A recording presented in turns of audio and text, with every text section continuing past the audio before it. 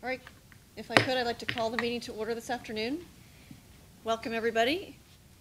Dr. Houston is not with us this afternoon. He is not feeling well, so I'm serving in his stead today for this meeting just this afternoon on the master milestones and an update on the budget. So if I could, I'd just like to welcome everybody.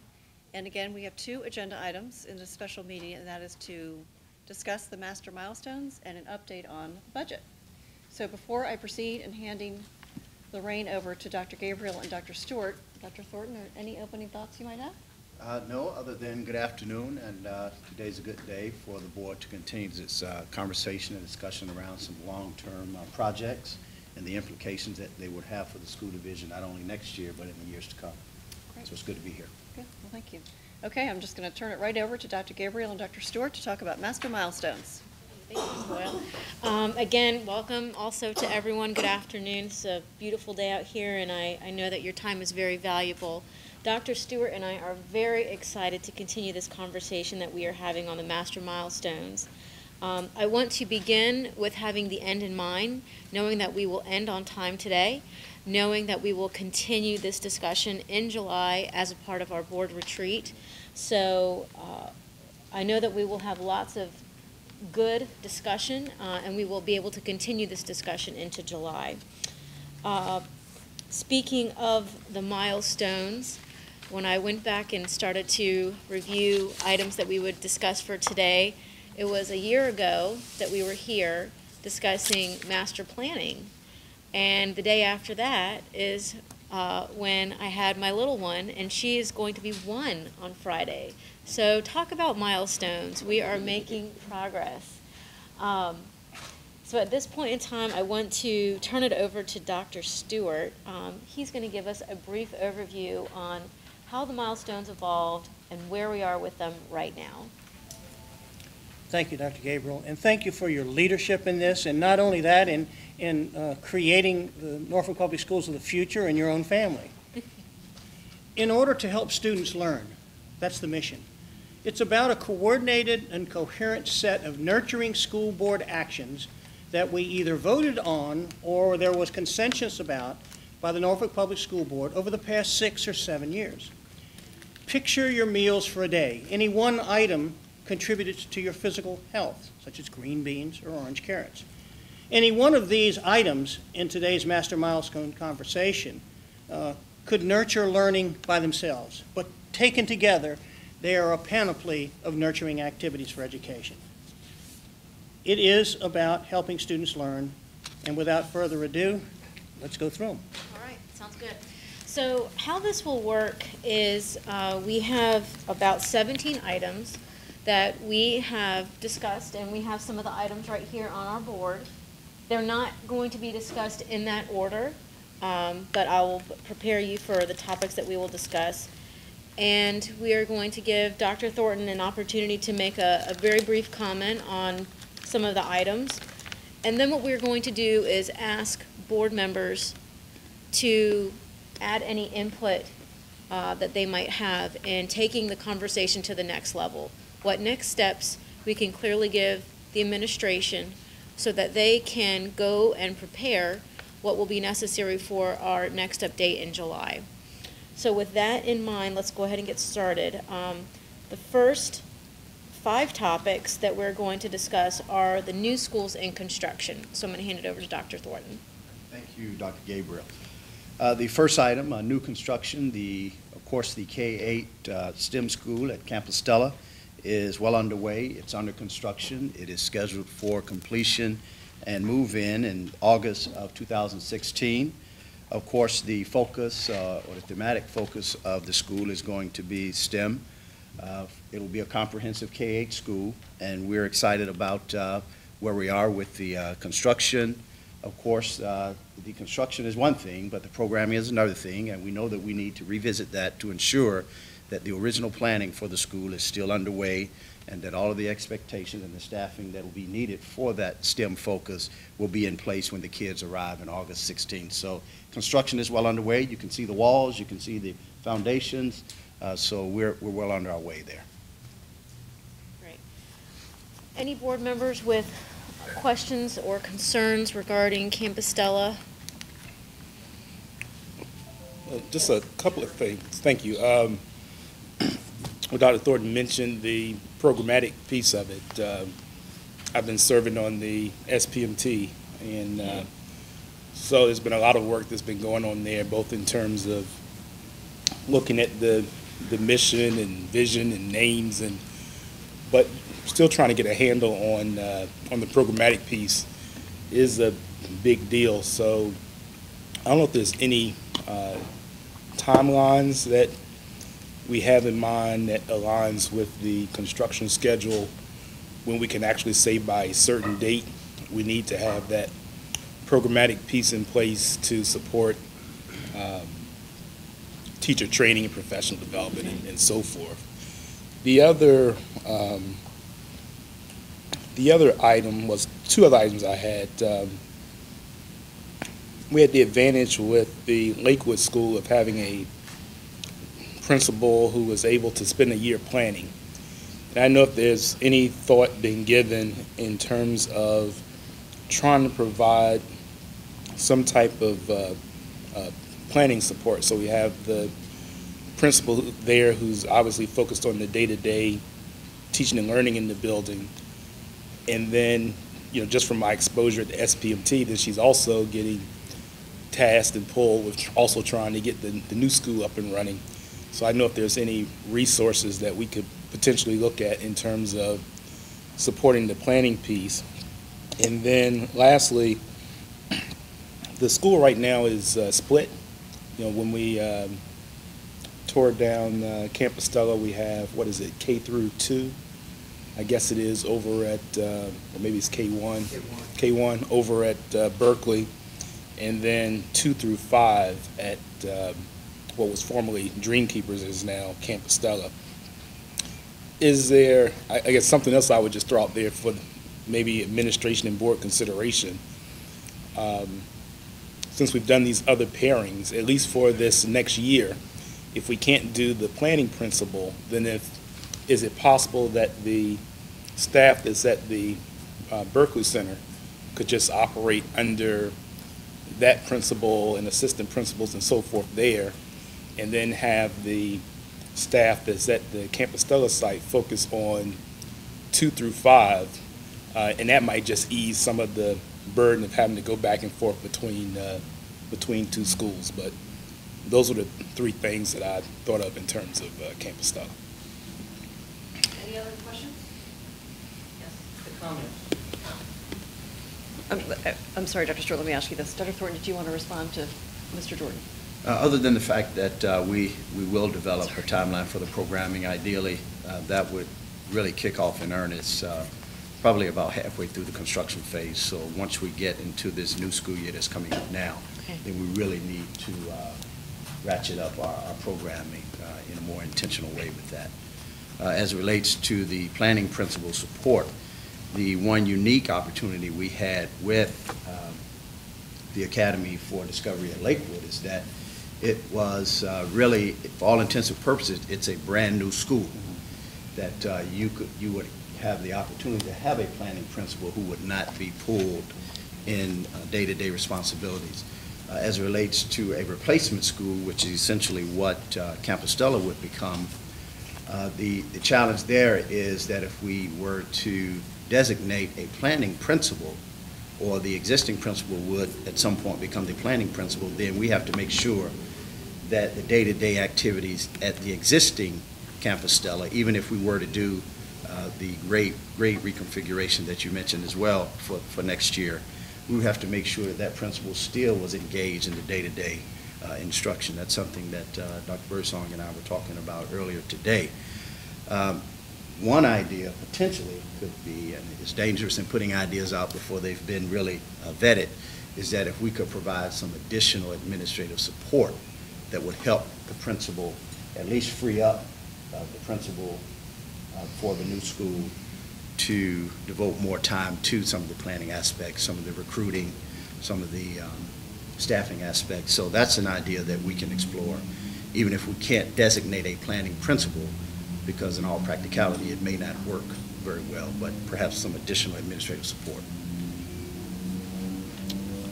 Okay.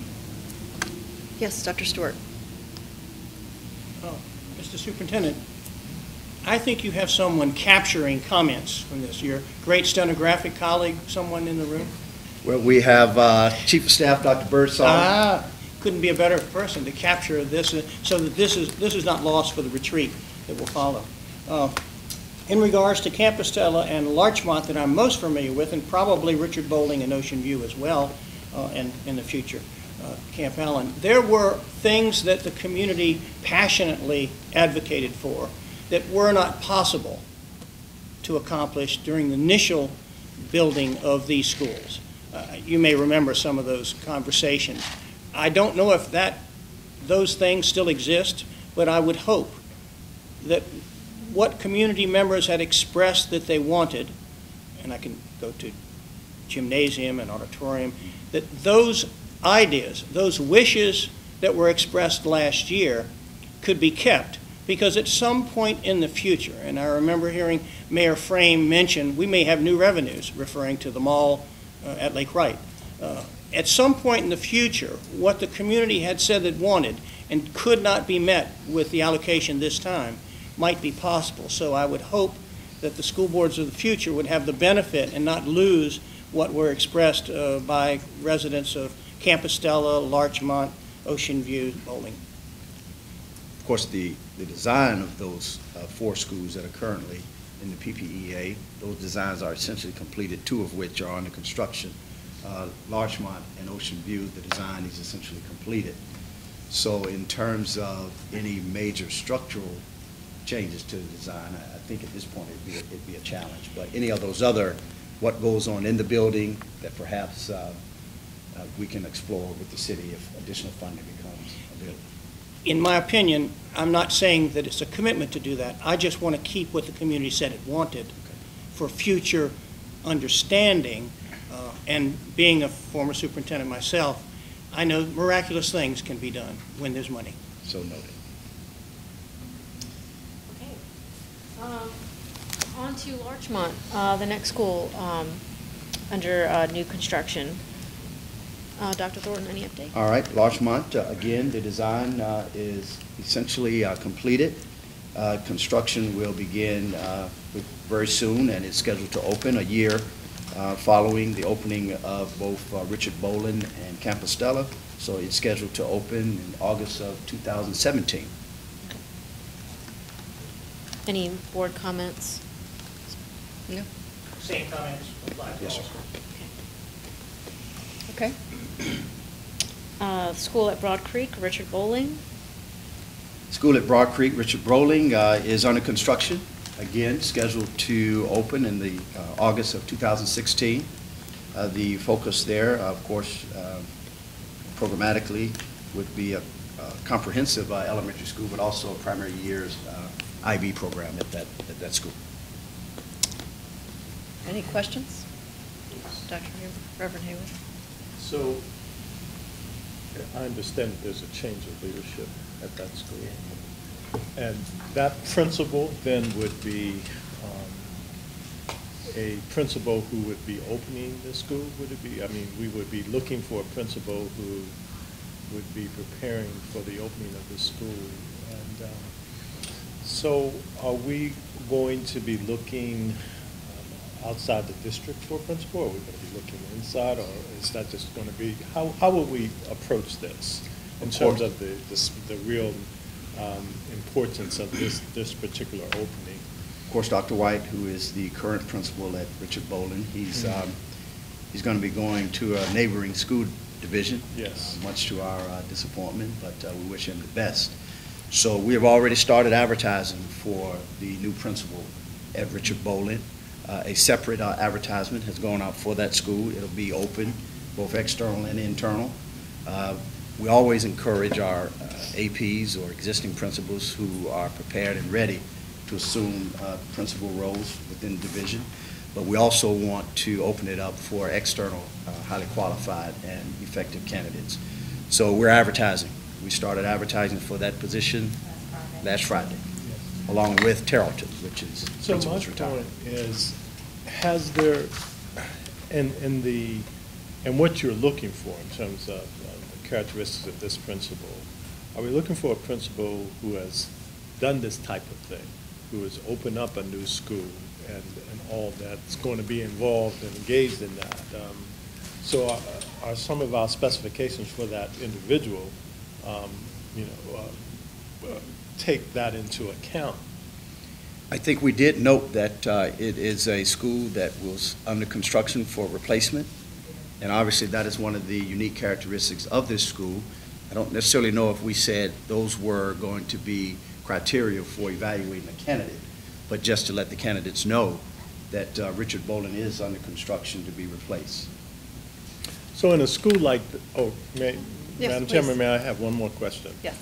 So in a school like this, we wouldn't expect a first-time principal, one who's never held a position as a principalship to fill that slot. Would we? I don't know if we would narrow the field by saying that someone who has never been a principal wouldn't necessarily meet the qualifications to be a principal at that school or any school. Obviously, we want someone in the role who we believe is going to be effective, and oftentimes you can measure that by years of experience, but we may have a young and budding, I don't mean young from an age perspective, but we may have a budding superstar who's just waiting to become a principal.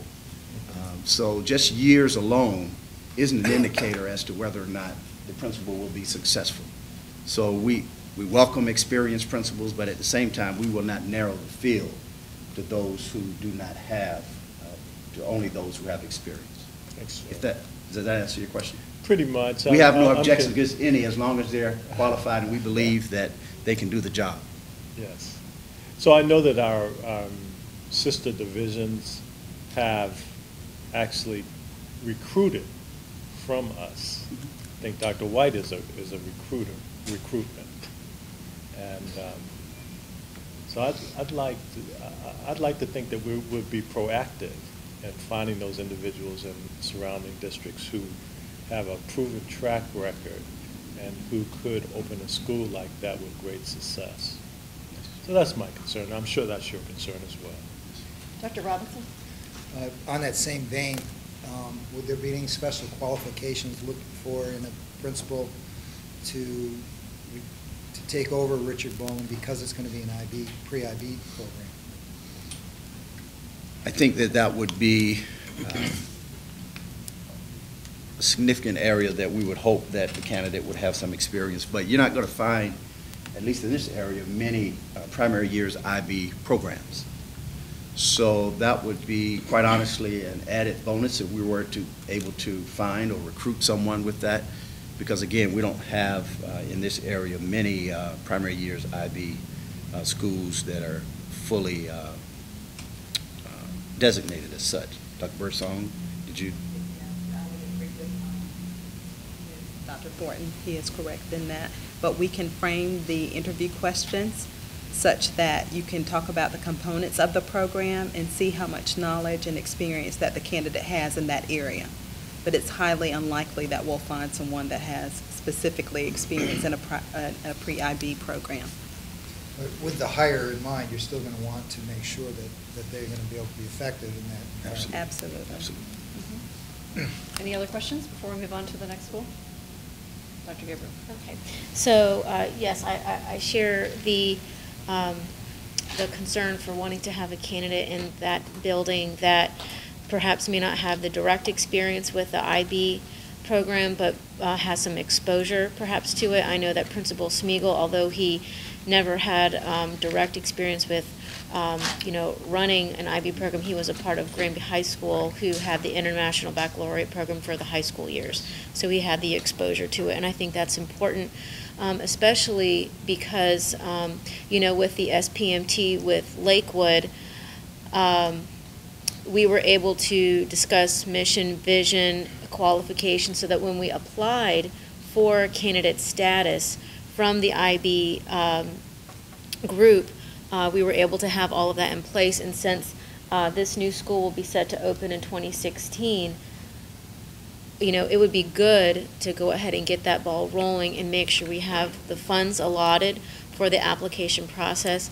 And if we do have a candidate principal teachers, administration staff that needs professional development in that area, the IB professional development certainly is not inexpensive. So if we can also have that in mind. I know that Councilwoman Johnson is a big supporter of Richard Bowling, and maybe I'm not sure if they have started their SPMT for the year or what they have done in their view to be best for their planning for their school.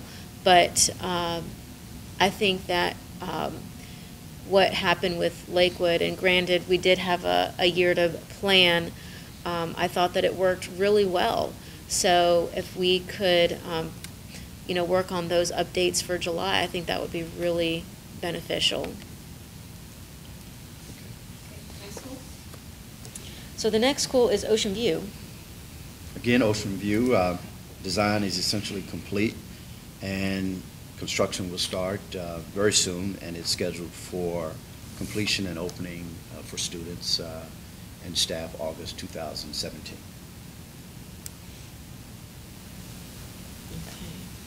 Dr. Stewart?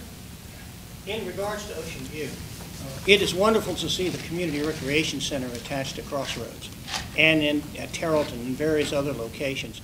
I know one of the things that could be considered by this board and the entire city leadership in the future is when Willoughby represents the northern end of pre-K activity for the entire city, that recreation center-like opportunities could be available in that same area. And I'd like to go on record now as saying it certainly would meet some of the recommendations and hopes and dreams, and that's what I mean. More money gives more possibilities. Just want to capture that idea now for the next school board to consider. Is that really a school board issue, recreational center? It may not have been a school board issue at Crossroads, and it may not have been a school board issue at Tarleton, but I think it is a combined city issue, and it certainly is something that school board can hope and dream about, particularly if they have the facility already there. In addition, that the library at Richard Bowling is not a school board issue, but again, it's just in the great spirit of cooperations that the two boards need to have. I would hope that the boards of the future would understand that. Anything else on Ocean View? Okay. Okay, Camp Allen. Camp Allen, of course, is a little more unique in that this school would be funded primarily through the Department of Defense. So this is one of the 5 PPEA projects. However, it is not, all of the contractual and the funding regarding that has not been completed. So that's still a work in progress. So Dr. Thornton, is there an anticipated timeline of when we're going to know when Camp Allen is online? I should be able to give you a more definitive answer when we have the retreat in July. I have to talk with city staff and the city manager to determine where we are with that. Okay. Great. Yes, Dr. Gabriel.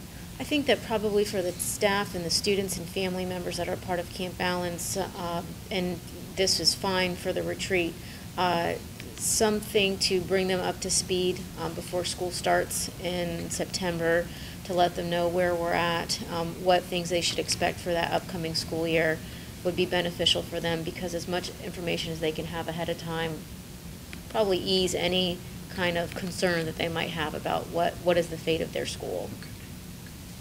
Dr. Stewart. Dr. Thornton, there's history. When Dr. Robinson and myself came on this school board, there was a mayday to move quickly because there were some federal timeline requirements for this project. I don't know what they are, but I know there's been several superintendents and several board changes, and I just want to make sure you do not miss timeline requirements in regards to this. But 4 years ago, it seemed urgent. I just want to make sure that someone hasn't informed you. And again, there's been several colleagues that have preceded you and several school board members. I just don't want it to get lost in the shuffle. Yes, sir. Anything else on Camp Allen? Okay. Okay. All right, so it looks like construction is well underway with all of the schools, and we'll have updates as far as some of the specific questions that we've had at our July retreat. Moving on, the next topic that we will discuss is the CTE High School. All right, the CTE, Career Technical Education Comprehensive High School. Of course, the board endorsed the concept about a month or so ago. Since that time, presentation of the concept has been shared with the City Council during our joint meeting with Council. And we've also received, most recently, the City Council appropriated an additional $1 million to support the initial continuation of the design of the facility. The $1 million doesn't fully fund the design, but it continues the process. So we're encouraged by the City Council's commitment to that. So we'll continue that process as it relates to CTE High School design.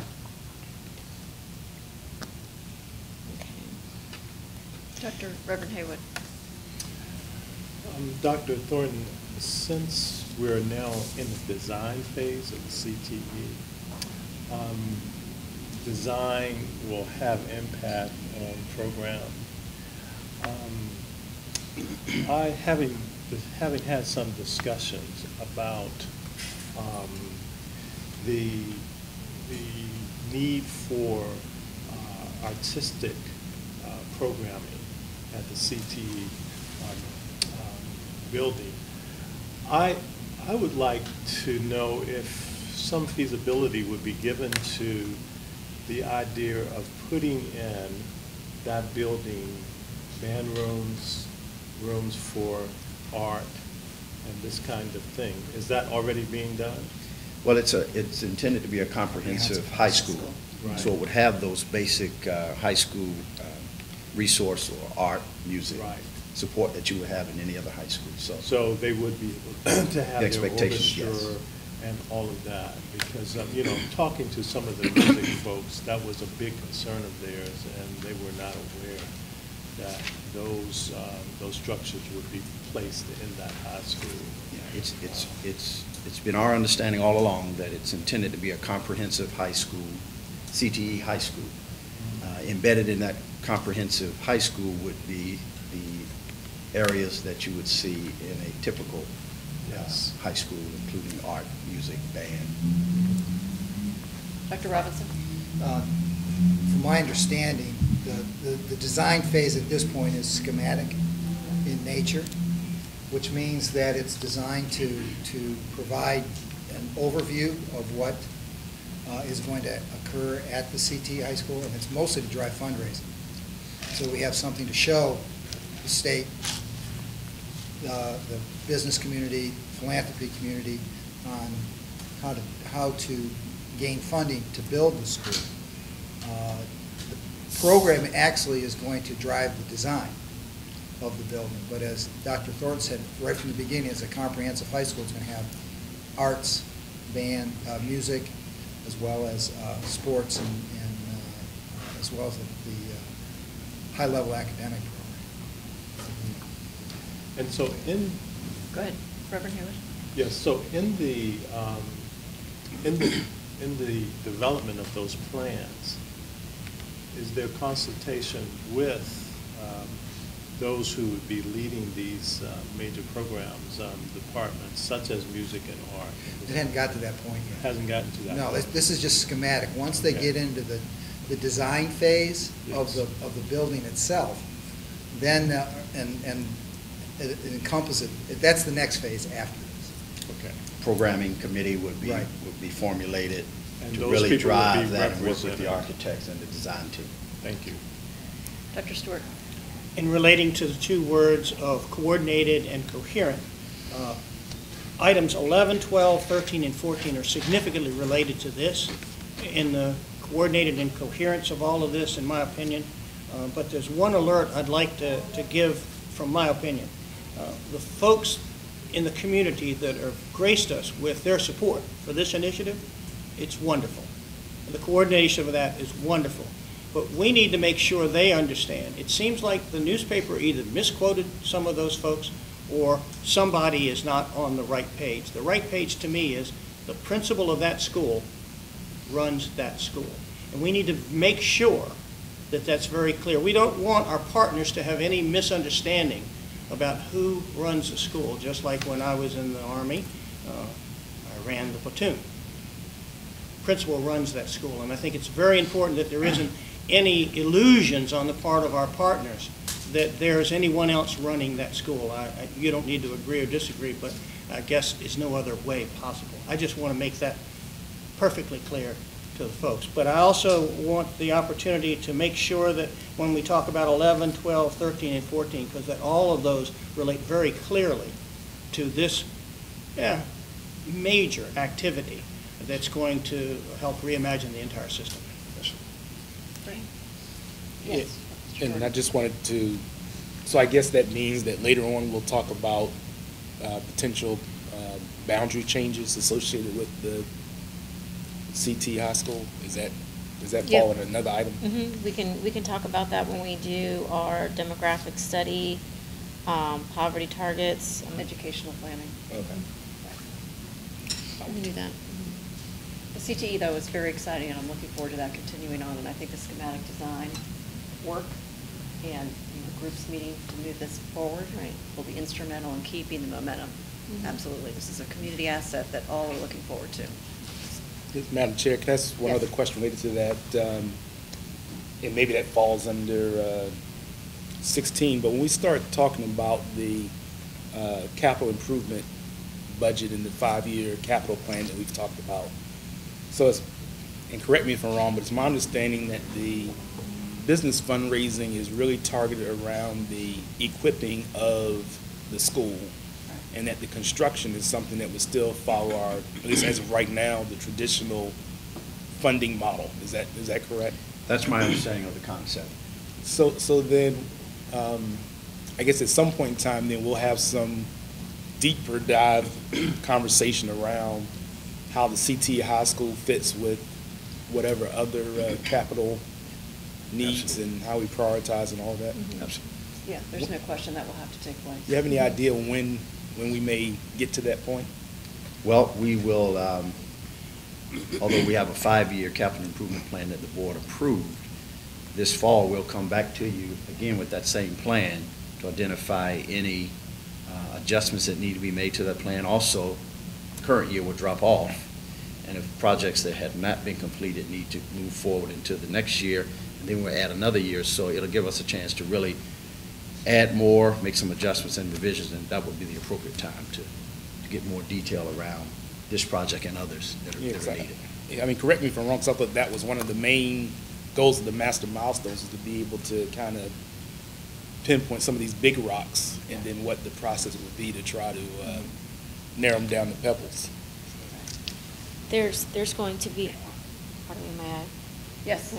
There's going to be a further planning meeting on Monday to discuss some topics as far as fundraising, the schematic plans, and probably we'll be able to get a little bit more of an update as far as how far along they are, so that we can start maybe collaborating with the city on how the funding will work with the CIP, because certainly we're going to have to work in collaboration with them, because this is a $90 million project, as we've stated before, and as some of our feasibility studies have mentioned. So we can't begin early enough to start that conversation so that it can become a reality, and we know how much of a game changer this would be for the city, for the students.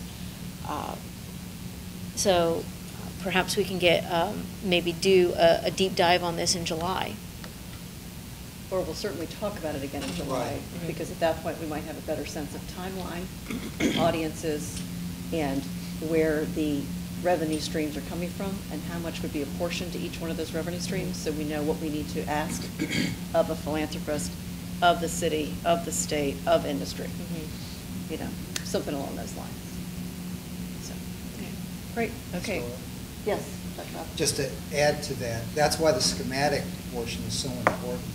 Part of the challenge with fundraising is if you don't have product to show, it's hard to ask people for money. And that's why they're pushing forward with this schematic design, so that they can go to the different entities and start getting those commitments that are necessary.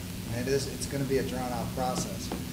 There's just no way that the city can do it by itself, and the school system can handle that kind of capital intensive project. That's why they have to go out to multiple areas, including the state.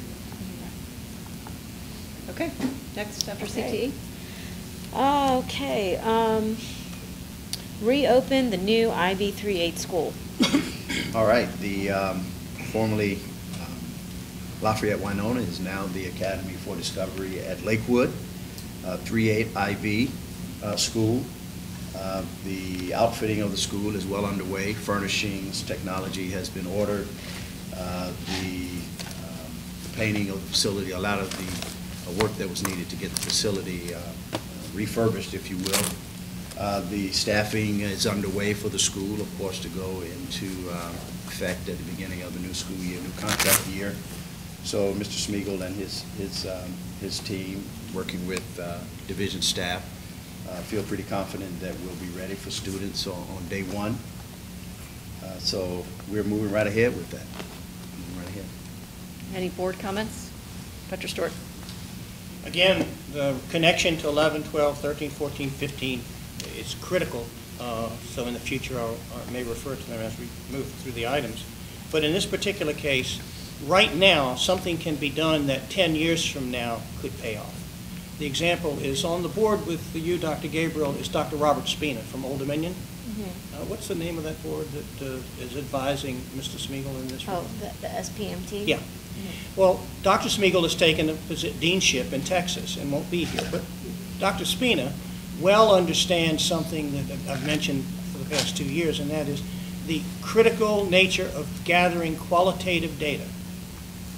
Our media specialists filming expectations of our staff, expectations of the community, expectations of the students entering now, gathering stories that later could become amazingly useful stories just from a standpoint of communication, but also from the standpoint of grant writing and everything else. All of that could occur in July and August while many other things are going on. I want to emphasize the importance of assigning someone now to coordinate with Old Dominion University in the absence of the gentleman who was going to help do that. Old Dominion was very excited about the possibility of being part of doing case study research, of all kinds of research, and doctoral students can do that research. It doesn't require money on our part. Norfolk State University, I'm sure, will be equally interested. So that's just a matter of saying, hey, do we have a person at Old Dominion that would be point on gathering data and helping us have qualitative data for this? Are the folks filming this event today? Can they do something in July and August to gather expectations of incoming students, parents, community members, staff members, Dr. Thornton, and all school board members? All of that 10 years from now could pay off with enormous communication benefit and also for grant benefit. Any other comment? Any thoughts, Dr. Thornton? No, I think that Dr. Stewart makes a very valid point that we can capture this moment in time. Yeah. The only reason I mention it is Dr. Spina will be leaving us, but Dr. Bray, the Dean of the School of Ed, I'm sure would be receptive to someone on your staff reaching out and saying, hey, and Dr. Birdsong knows her well. Okay.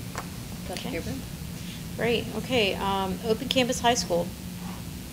Of course, Open Campus High School, Magic Johnson Bridgescape Academy, opened in the fall of 2014. The initial plan was to service approximately 125 students, 100 of which would be students that were previously dropouts, and now they have returned back to school. We have essentially maintained that enrollment, 90 to 100 former dropouts, as well servicing MPS students who were over age for grade at that location. So we are proud to report that we've already had one graduate, Norview High School. I was fortunate enough to just so happen to be at the school the day that she finished all of her requirements, so she was excited.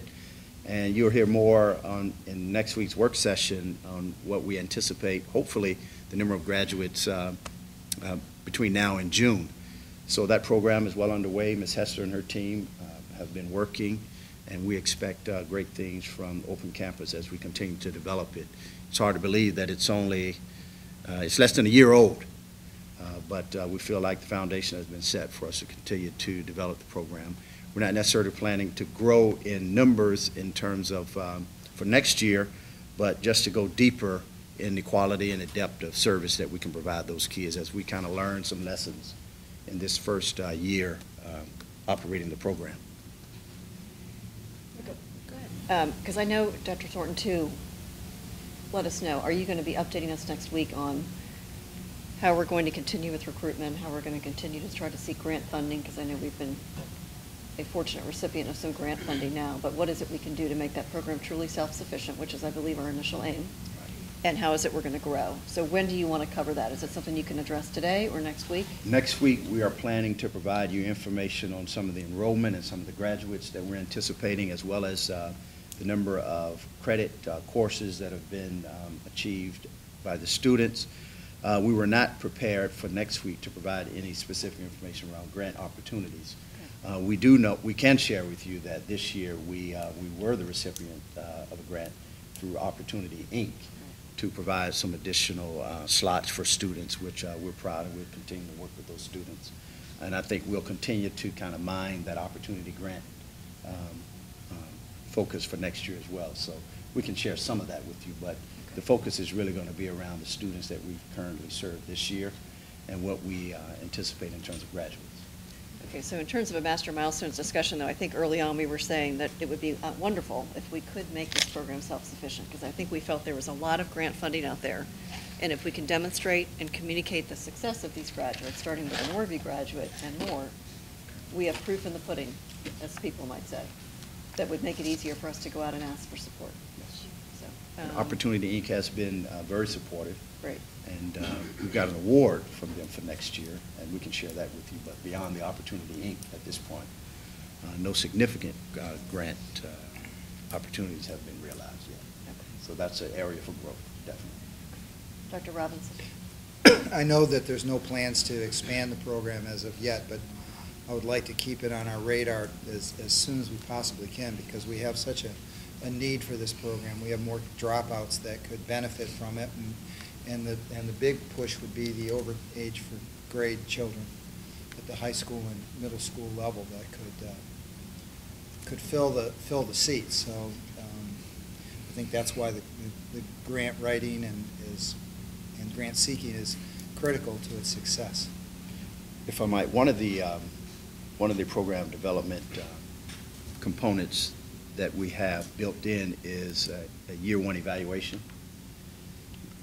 in partnership with Old Dominion. So that is taking place, and that will give us information and data to drive our decisions as to how we continue to enhance or grow the program.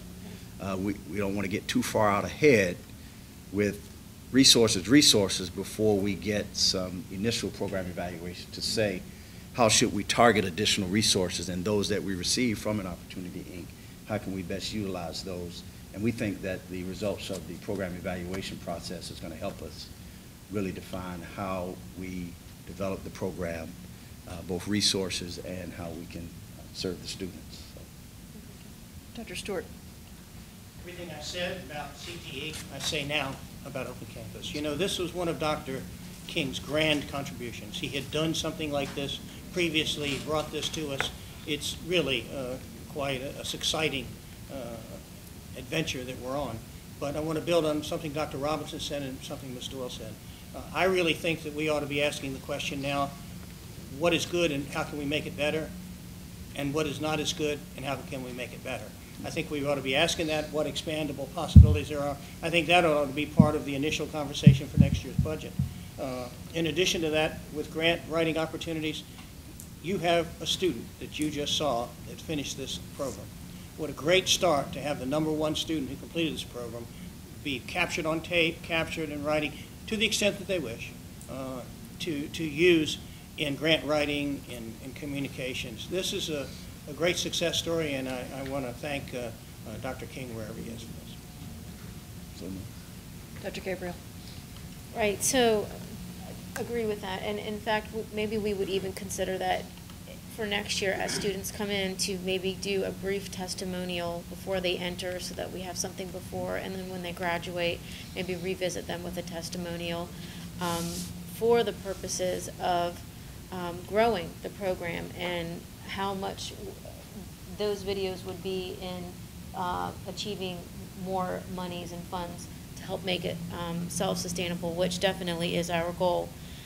So in planning for this, I know not next week when we have our update, but I definitely want to get answers on the following.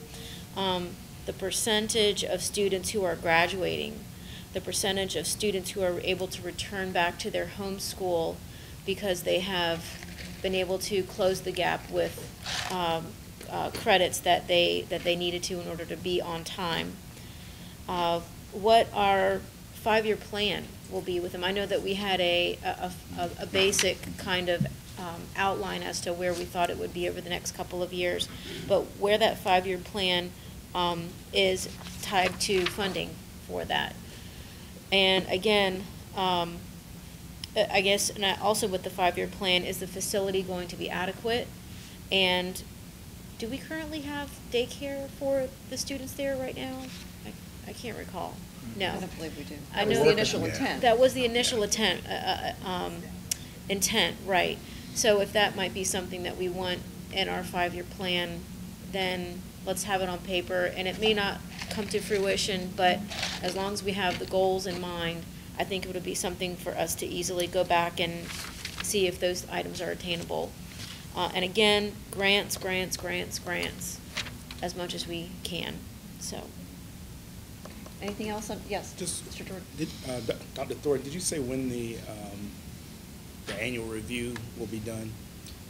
We should have it later this summer, because it's intended to go through this current year we just completed. So I'll check on the exact date when it'll be available. But I know we've already contracted with Old Dominion, and they're gathering data and doing those kind of things. So much of the work, I would imagine, is going to be done between now and late June. Dr. Stewart?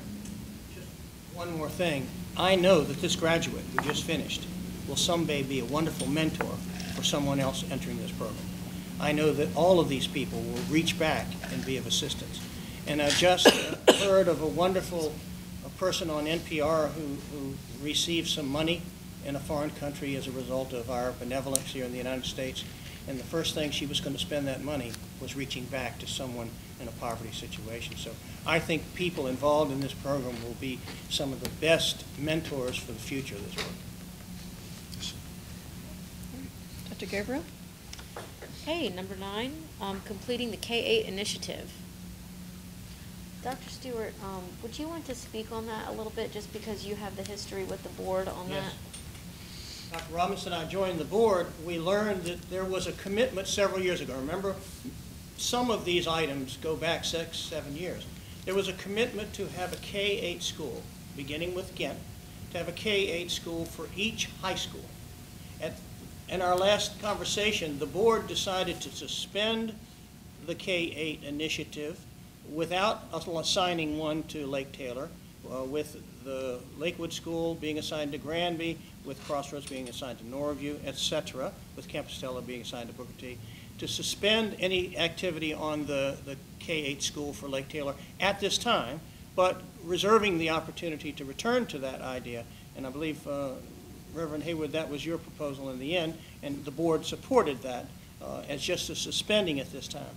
But the idea was to have one. We now have one for all the schools other than Lake Taylor, and we're considering the future of Lake Taylor and how it can serve in a variety of ways. So at this time, my recollection from our last chat about this as a board was it is suspended for any further activity, reserving the opportunity to return. But I can tell you, I have had innumerable people talking to me about going to Ghent next year, going to Crossroads next year. The conversation that I'm looking at one, who had hoped that choice and some of these other things would be stimulating to our parents to attain and retain high-quality parents. It's working, but that's the history that I have, and it preceded Dr. Robinson and myself. Dr. Robinson? Just to add to that, with the potential of the CTE program, coming on board and redistricting the entire school district, we've already reached that goal. So Right.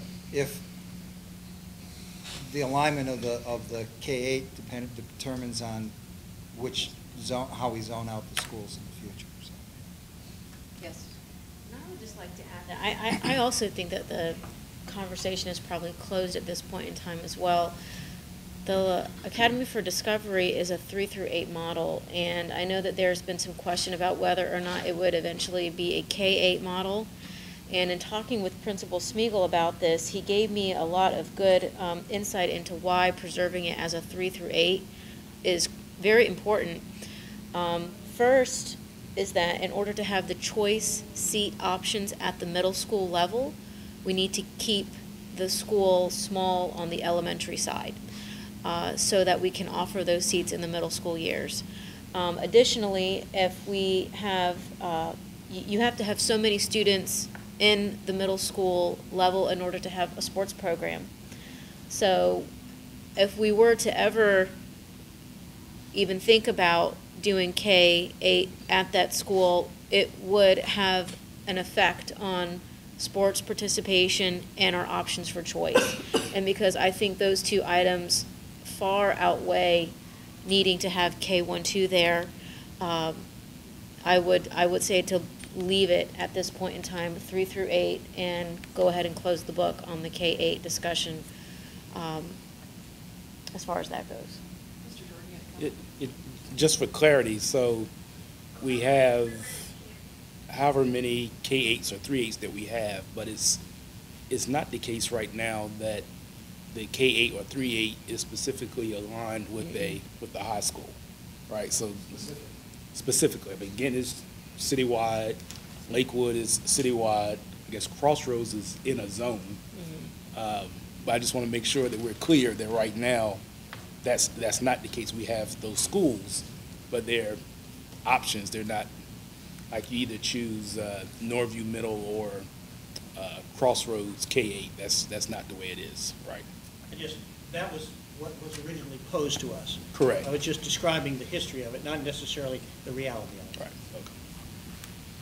Okay. Okay. Next topic, inaugurate pre-K expansion. Dr. Thornton? All right, so the board is aware that the school division was awarded a VPI, a Virginia Preschool Initiative Expansion Grant, that will allow us to add an additional 10, I believe 10 pre-K classes across the city. That process is well underway. The locations have been identified. That will allow us to serve an additional 180 kids. The maximum class size is 18, so it's 18 to 1 for teachers, which is what we adhere to now for our existing VPI program. So we are excited about that, and we will recruit the staff, and we'll be ready for the kids when they show up on day one. That'll be pre-K 4 for our 4-year-olds. Now, of course, as we did when we were awarded the grant, I reminded the board that it is a multi-year grant, but it's not in forever. So wherein it may cost us approximately $2 million a year, we have to be prepared at the end of the grant period to absorb those costs in our operating. So it does have long-term funding implications. So that brings me to my question. That was, can we start planning now on how we want to absorb that into operating? And is it getting outside revenue to support it in some fashion or some other creative way? So I think we should start planning that now and not wait till that last budget year, 3 years from now, to think, oh gosh, here we go. And then what's going to fall off the plate that is still very valuable within the district that we don't want to sacrifice for the sake of continuing this grant. So that's one thing. And then we still have a waiting list, if I'm not mistaken, right? Yes. So the idea is, how do we continue to grow this beyond the grant, either by funding through our own sources or other, so that we can hopefully wipe out the waiting list. And I think our goal as a board was eventually to get pre-K for all, right? So, right, for 4, exactly. So I think we just need to incrementally plan for that now, and then also infuse strong programmatic efforts into it, and I know that we work very hard in educating these kids at a young age, but are there even higher levels that we want these students to achieve when they come out of pre-K 4? What are the measures of success? And I think is it STARS, Ms. Campson, that, what do we measure pre-Ks? What are the testing that we get? PALS. You know, is there anything other than PALS that we could measure the great education that they're receiving? There's another one. Excuse me. I was in listening mode. There is a new assessment that's being developed at the University of Virginia by the Curry School, the same place that we get the PALS from, called GOLD, that we are actually looking into, and it's being piloted right now in a classroom in Larchmont, and I don't recall the other, but it's in two different pre-K 4 classrooms. Dr. Bailey has it going in those two, so we can see it, because we think it might give us a little bit more comprehensive information than we're getting from PALS. Right. And I know the United for Children organization is also looking at that as they start increasing the number of schools that they're servicing for us also.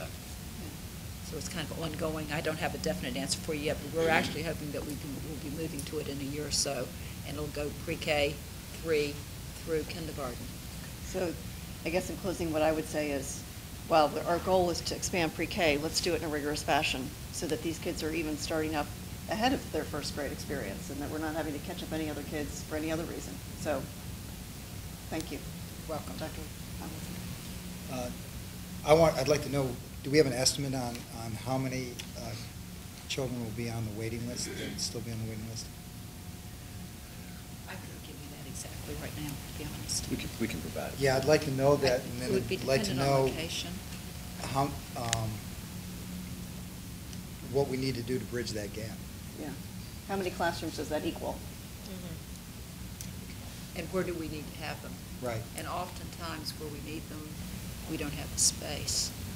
That's, when we were looking at the expansion program, we were very eager to get some more classes in the young, PB Young area around there. And of course, we know PB Young is popping at the seams, because that was the very first school we looked at to put another class in.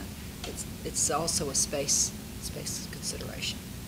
Well, I think with incremental planning, we can help with that. If we think now and ahead, then where is the space resolution? What's the space solution? So, we're starting this conversation, this time last year and then again, and we got the grant and so on. I've taken up too much time. Dr. Stewart?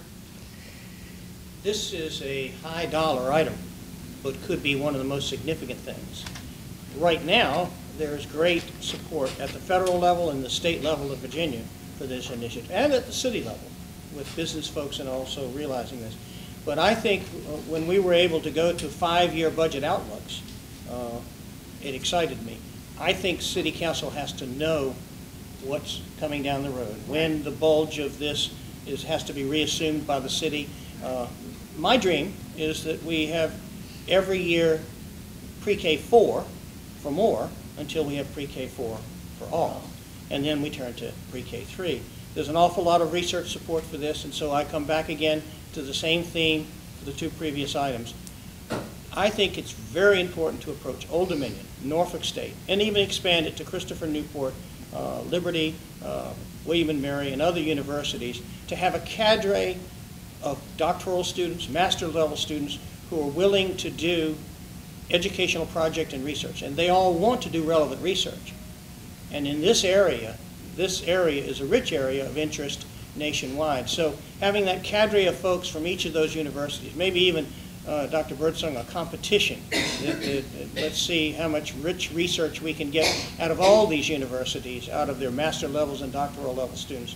And this is an area, in addition to the open campus, in addition to CTE, in addition to Lakewood, having those folks taking a look at various elements of this could be very critical, and grants are going to be important. But I think we need to give the City Council a long-term vision of the cost of this, but the benefit too.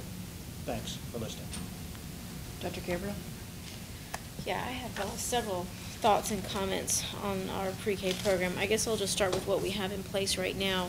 But besides the academics that are involved in pre-K, for the students that qualify for our pre-K programs, they're learning so much more than just academics. They're learning how to interact with their peers, they're learning discipline, they're learning routine, they're getting exposure to things in the classroom whereas they wouldn't be getting exposed to, perhaps at home, field trips, etc. So it's so much more than that. And I know, in speaking with lots of kindergarten teachers, that they really enjoy having the students who come from the pre-K class.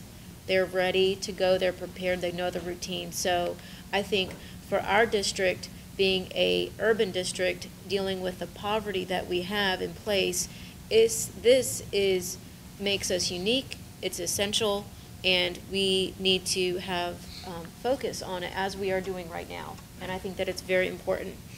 I know that we have a wonderful data department here that works on getting information about how students are doing, trends, etc. I'm definitely interested in looking at how our pre-K students are doing compared to those students who are not in pre-K. So if we could follow them either through the STAR program or through third grade SOL just to see how they do as compared to the other students, I think that would be something to look at. And I would like to see those numbers. Again, I agree with Ms. Doyle and Dr. Thornton, as you mentioned before, planning now so that we can sustain the classes that have been added with the VPI program, because if it's a $2 million ticket and every year it seems that we're working further in the hole, we need to go ahead and plan for that. And if it means collaborating with the city, with the Poverty Commission, with folks like United for Children to get philanthropic opportunities out there, I think that's important. And our state legislators, because all of them have said that they know how important pre-K is.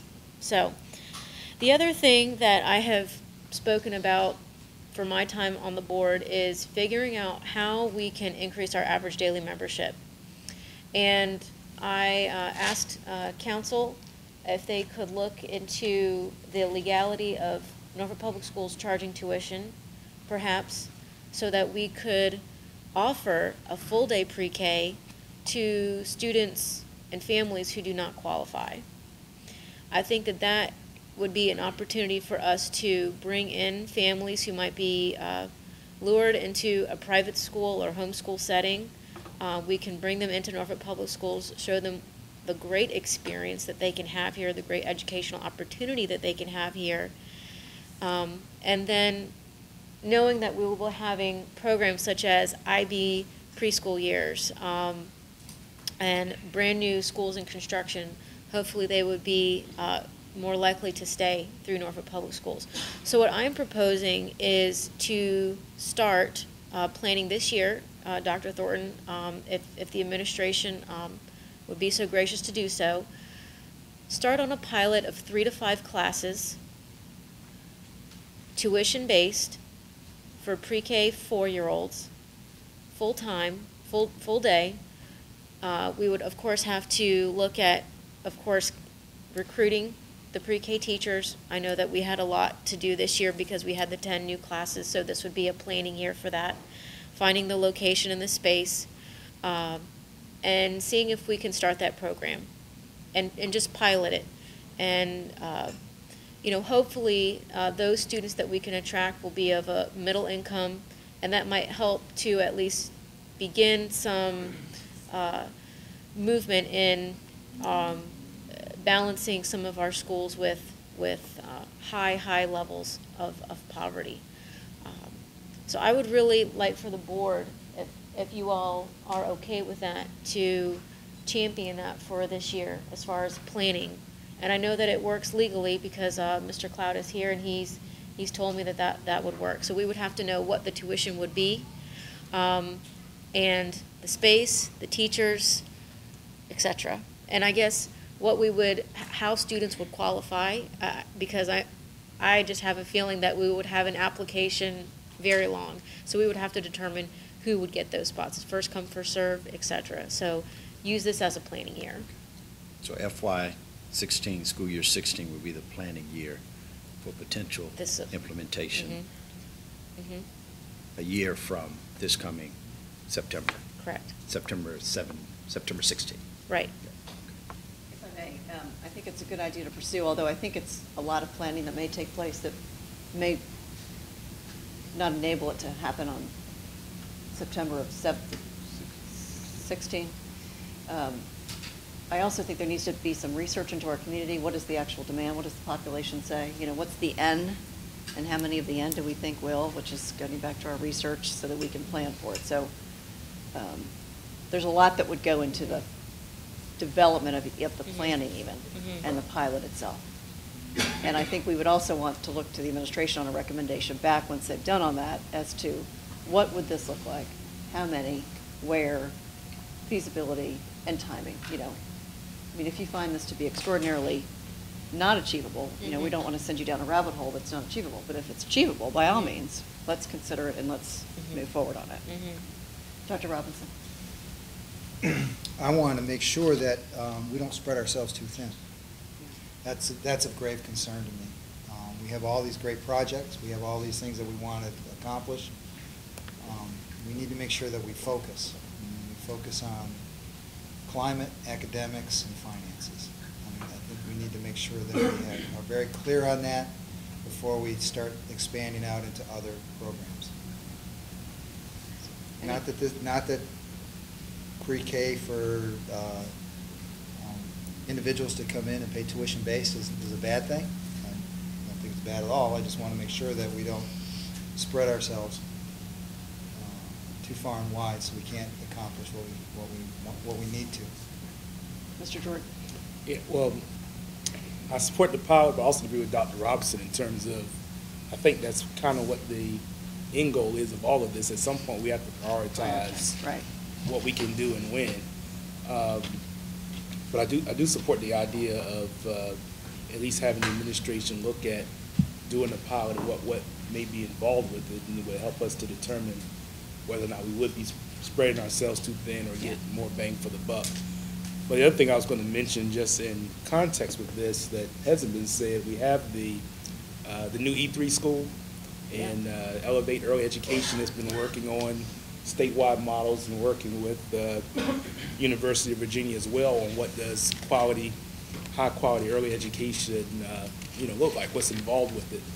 And so I would just add, if we can circle back with them as well. I know at one point there was some conversation around collaboration and coordination, so as students left that school that they would be able to be integrated and followed and researched and whatever else is involved as they transition into Norfolk Public Schools. But I think that's another important source and partnership and connection we should reattach if we can, reconnect to try to make sure that we aren't duplicating what others are doing. Reinventing the wheel. Yeah, absolutely. Any other thoughts and comments on expanding pre-K? You good? Yep, good. Moving on. So the next two topics, I think we should probably talk about them together, and that is implementing school poverty targets, implementing demographic study redistricting. So I guess I'll just open the floor to comments from board members first. So if I could just first, for sake of timing, we're about an hour into the milestones planning. We're going to take a break at 3:30. It wasn't necessarily on the agenda, but we'll just take a quick break for about 10 minutes, and then we'll come back. So I just wanted to have everybody have that on their radar. Okay, sounds good. I do have a question, and I don't know who would answer this, but this is a question that has to be asked at some point, and maybe we wouldn't deal with this here at this meeting, but in the strategic plan, there are things there that there's some good things in the strategic plan. And I'm not sure where we are with that. Are we going to discard the strategic plan? Are we going to continue to pursue the strategic plan? Some of these things overlap the milestone objectives that we have here. So where are we? What will we do with that? I think that what we doing and recommending to the board is that we look to see how we can simplify the document, maybe reorganize it in such a way that it would be more user-friendly, that we would have major goal areas, we would have the objectives, and then we would have the action steps in a more linear fashion where you could really look at the document, go to a particular area, whether it's student achievement, and see what the goals, the objective, and the action plans are. So I think what we are conceptualizing is that we will simplify the document. We will not rebuild the document from scratch, per se. I think the community invested a tremendous amount of time in the document, and perhaps, obviously, you heard some of their concerns and frustrations around their perceptions of where it is and the value of it. So what we have talked about in a very small group over the last month is how can we simplify it, make it more concise, more user-friendly, where it's really focusing on 5 or 6 major goal areas and get those objectives aligned with those goals and get those action steps perhaps reworded, redefined, where they're measurable, and then we can have the measurable outcomes. So the short answer is not scrapping it all together, but taking the very good points of it, but then simplifying it and having it more concise. Because if you look at strategic plans and other organizations, particularly in K-12, that are high performing, that are constantly developing a 5-6 year strategic plan, the document itself may not be more than 25 pages. It's not the volume, it's the content and how narrow a focus it is. So that's what we're looking to do. I don't want to promise that it's going to be done next month, because I don't want to promise anything we can't deliver, but it's something that we're going to focus on this summer. And hopefully when we come in the early fall, as we begin other planning efforts, we'll share something with the board and the community to react to as well. Do we have people on staff that are trained in strategic planning and able to take a hard look at that program? We have Ms. Masterson. She's recently been trained. And she's going to be attending another training session this summer. And we have at least a couple other individuals who've had the same training prior to coming to the city, to Norfolk. And I think we're going to be able to take what she's going to bring to the table as our recently trained expert, along with those of others of us who bring some common sense to the process as well, and I think we'll get there. That's not a knock against previous process. Madam Chairman? Reverend One last Haywood. question, yes. So I know that the master milestones overlap some of the points in the strategic plan. Are we expecting the master milestones to drive the strategic plan, or are we, which will drive The which? strategic plan will drive the master milestones, because if you look at the master milestones, those are really, for the most part, half of them are projects that we believe is going to impact student achievement. And then when you look at the poverty targets, we believe that that has a direct impact on student achievement. So the strategic plan should drive documents or processes like the master milestones, which are more project-oriented and have a shorter, perhaps, implementation timeline. So those are projects within the strategic plan, if you will, or the goals of the strategic plan. Dr. Stewart. My reaction may be a little different than that. It could be that in the development of what we now have as the strategic plan, it could be that the folks who were leading that were not aware of what had occurred prior to their arrival 2 or 3 years ago. That's one, could be.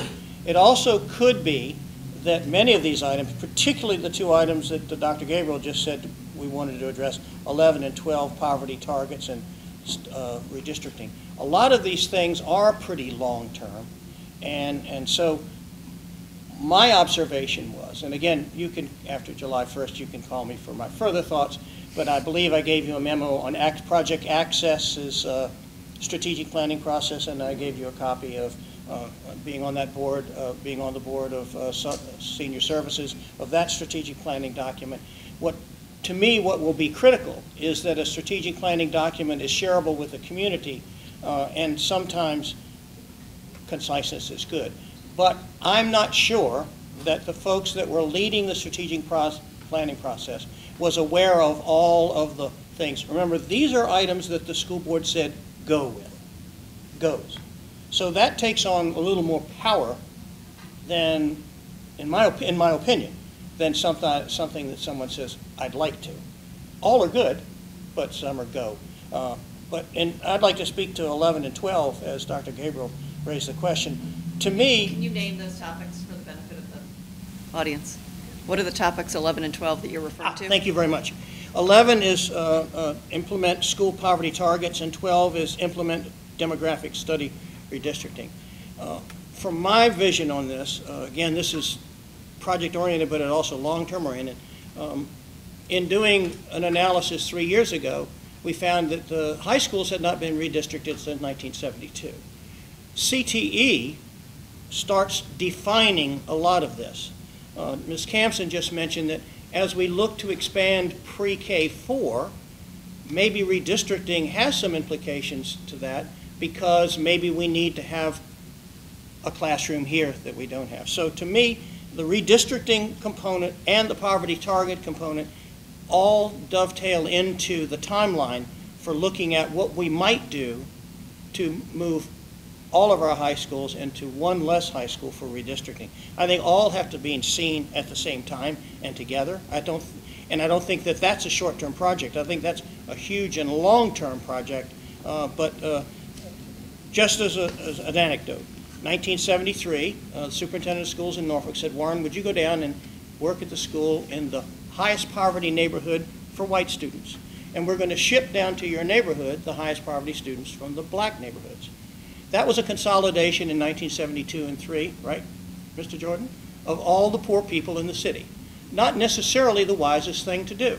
And it could be right now that there is some adjustments that can be made as we redistrict for CTE, as we redistrict to make sure that the elementary schools have some flexibility in addressing, and as doing it all at one time and having a long-term plan to it. So I see eminent connectability of 11, implementing school poverty targets, 12, implementing demographic study redistricting. We have some of the best minds in the Design Richter working on that, and CTE as an ultimate timeline. I think it has to be conceptualized in the next year or two, begin to communicate in the next 3 or 4, and then implement beyond that. This is truly a long-term thing, and Dr. Thornton, rather than just a short project, this is pretty connected. Dr. Robbins? We agree. Dr. Robbins? I agree with Dr. Stewart. I understand and support his concept. I want to reiterate that the middle schools are probably a bigger challenge. We have a large capacity of empty seats in the middle schools. We need to look at those for cost savings to the taxpayer, reallocating those funds for different usage. So I think and that has budget implications for next year. So I think that we have to think short term as well as long term. We need to move forward on this as quickly as possible. So, Dr. Thornton, Yes. we have Design Richter looking at, they made a presentation on the poverty targets. Yes. They have a full view of our division. What is your aim on their arrangement with us for them to help us map all this out? Getting it to what Dr. Stewart's saying in terms of timeline, the what, the when, the who, implications financial and systematically, et cetera. They will continue to be under contract with us. And the next step is that they would develop pretty much in concert with us a multi-year plan as to how we begin to implement, or at least present to the board, a plan for implementation. And then the board would be expected to adopt that plan. And then, of course, it would be a multi-year approach.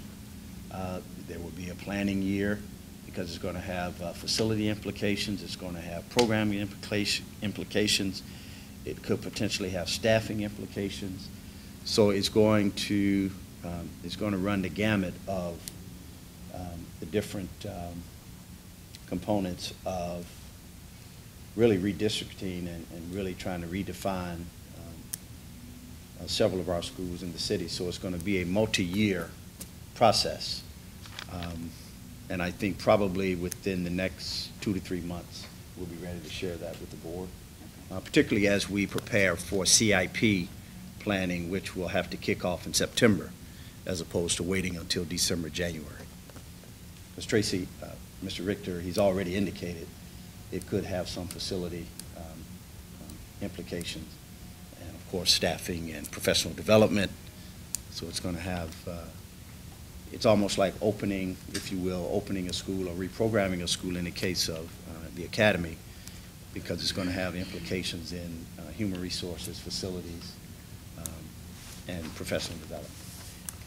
Because there was, if Dr. Stewart, if you don't mind, because there was this one document that we received early on that I think this would be a good update, and maybe that's what you're going to come back with, is the plan or what we've done in terms of transforming some schools, what we've done with transforming some programming that's happened in the last 2 years and that we're doing and ongoing, so that it kind of encapsulates in total what we've done with Dejan Richter under educational planning. And I think, Mr. Jordan, you mentioned this at the last meeting, the idea of kind of an update of what does the big picture look like?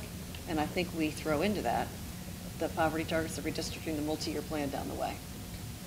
Now, Mr. Jordan, did you have other comments? Well, I was going to say that, and just going back to the conversation earlier about the strategic plan, I think part of what I think I heard Dr. Thornton say is looking at where we are. I mean, we did receive the report from Dejan Richter, and they talked about planning this year and kind of slowing down so we could have some depth, and then they would look at things next year.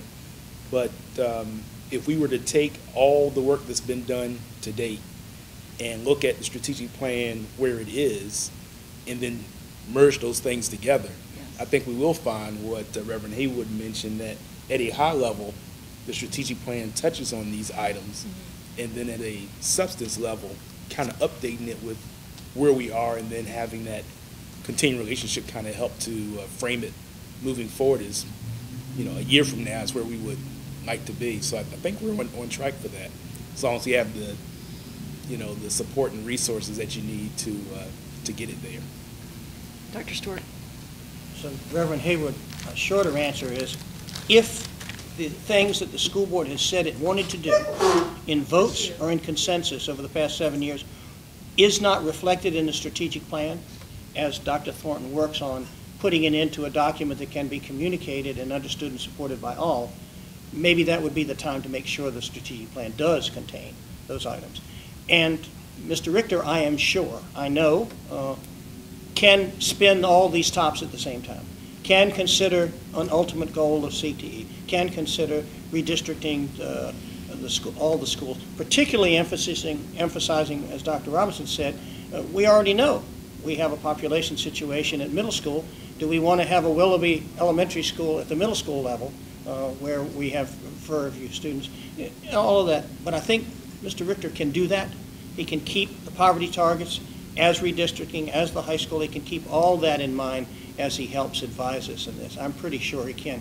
But my sense of it is that some of the critical things that the school boards have said they wanted to do are not reflected clearly to me in the strategic plan.